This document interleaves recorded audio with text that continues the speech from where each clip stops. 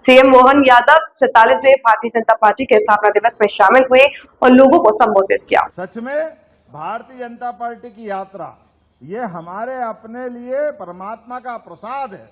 जिनके कारण से हमने अपने लोकतंत्र के साथ राष्ट्रवाद का संकल्प लिया है। मुझे इस बात की प्रसन्नता भी है, जनसंघ के जमाने से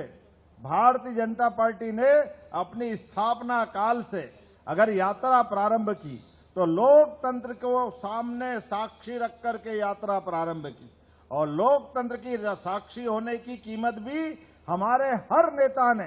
पहले नेता राष्ट्रीय अध्यक्ष जिन्होंने लोकतंत्र की रक्षा के लिए देश के अंदर राष्ट्रवाद का माहौल बनना चाहिए, तो जम्मू कश्मीर उससे अलग कैसे जा सकता है, उस विसंगति को सामने ला करके अपनी शहादत देते हुए जनसंघ की स्थापना सिद्ध की थी। हम वो भाग्यशाली पार्टी के कार्यकर्ता हैं,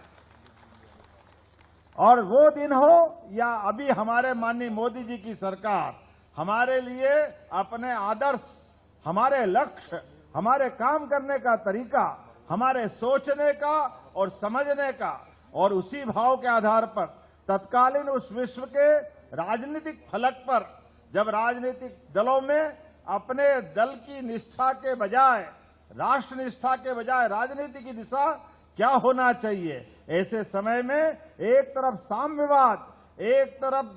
हमने सबने देखा पूंजीवाद, ये दो धाराओं के बीच देश अगर स्वतंत्र हो रहा है तो स्वतंत्रता के बाद देश का लक्ष्य क्या होना चाहिए, हमारी राजनीतिक धारा क्या होना चाहिए। बहुत लोगों ने मजाक बनाया, लेकिन कोई बात नहीं, उनकी भावना उन तक रखते हुए हमने पंडित दीनदयाल उपाध्याय जी की उस भावना के आधार पर कि हमारा राष्ट्र केवल एक भौतिक अधोसंरचना की आवश्यकता वाला देश नहीं हो सकता है, हम पूंजीवाद या साम्यवाद की बात नहीं कर सकते। सच्चे अर्थों में राजनीति का आखिरी उद्देश्य हमारे आखिरी से आखिरी व्यक्ति तक उसके जीवन में जब तक बदलाव नहीं लाएंगे। मुझे इस बात की प्रसन्नता है, स्थापना दिवस पर हमने दूसरे राष्ट्रीय अध्यक्ष का भी एक तरह बलिदान होते देखा, लेकिन हमारे दूसरे अध्यक्ष ने भी, जब जनसंघ एकदम प्रारंभिक काल में था और वो दिन हो या बाद के काल में भी, आज लोकतंत्र अगर गौरवान्वित होता है तो लोकतंत्र के महत्वपूर्ण पिलर्स में एक न्यायालय का भी पिलर्स होता है,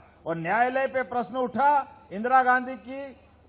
इलाहाबाद हाईकोर्ट के बाद उनके अयोग्यता के मामले से, लेकिन मुझे इस बात की प्रसन्नता है हमारे दल ने तब भी अपने साथ पूरे सब लोगों को जोड़ करके इस बात का प्रखर विरोध किया कि न्यायालय ने जिसको अयोग्य घोषित कर दिया है उसको पद पे रहने का अधिकार नहीं।